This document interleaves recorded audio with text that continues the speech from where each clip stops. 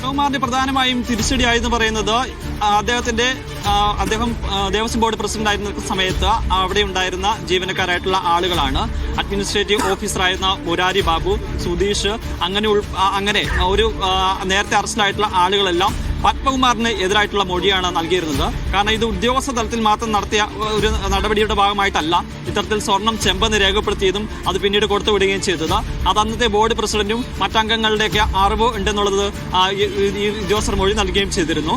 അതോടൊപ്പം തന്നെ ഈ രേഖകളിലെല്ലാം തന്നെ ഇവരുടെ ഇത്തരത്തിൽ നിർദ്ദേശം നൽകിയതായി ബന്ധപ്പെട്ട് സാധൂകരിക്കുന്ന തെളിവുകൾ ലഭിക്കുകയും ചെയ്തു. അതിന്റെ ഒരു അടിസ്ഥാനത്തിലാണ് പത്മകുമാറിന്റെ അറസ്റ്റിലേക്ക് അന്വേഷണ സംഘം കടക്കുകയും ചെയ്തിരിക്കുന്നത്. എന്തായാലും ഇത്രയും നാളുകൾ ഉണ്ടായിട്ടില്ല. ഇപ്പൊ N മാസം വരെ നീണ്ടു നിൽക്കുന്ന അറസ്റ്റിൽ നിൽക്കുന്ന ആ പട്ടികലിന് അപ്പുറത്തേക്ക് പത്മകുമാറിലേക്ക് പോകുമ്പോൾ CPM-ഉം അതോടൊപ്പം തന്നെ സർക്കാരും ഒക്കെ വലിയ രീതിയിൽ പ്രതിരോധത്തിലാവും. അത് പത്മകുമാർ ആണ് എന്നുള്ളത് കൊണ്ടാണ്. ദീർഘകാലമായി CPM പ്രധാനപ്പെട്ട നേതാവാണ്. പത്തനംതിട്ടയിലെ CPM-ന്റെ ഒരു മുഖമാണ്.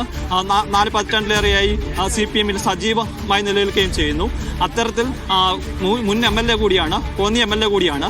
അങ്ങനെ CPM-ലെ ഏറ്റവും പ്രധാനപ്പെട്ട ഒരു നേതാവ് അറസ്റ്റിലാകുമ്പോൾ ഇത്രയും നാളുകൾ N മാസം വരെ നീണ്ടു നിൽക്കുന്ന അറസ്റ്റിൽ അതിൽ പ്രതിരോധം തീർത്തതുപോലെ ഇനി CPM-ന് ഇക്കാര്യത്തിൽ പിടിച്ചു നിൽക്കാൻ പറ്റത്തില്ല. അത് സ്വാഭാവികമായും പത്മകുമാറിന്റെ അറസ്റ്റ് CPM-നെ സംബന്ധിച്ചിടത്തോളം വലിയ വെല്ലുവിളിയാകുകയും ചെയ്യുകയാണ്. ഈ പ്രതിപക്ഷം ഉന്നയിക്കുന്നല്ലേ, കോൺഗ്രസ് ഒക്കെ ഉന്നയിക്കുന്നത് പോലെ ഇനി പത്മകുമാറിൽ നിൽക്കുന്നില്ല.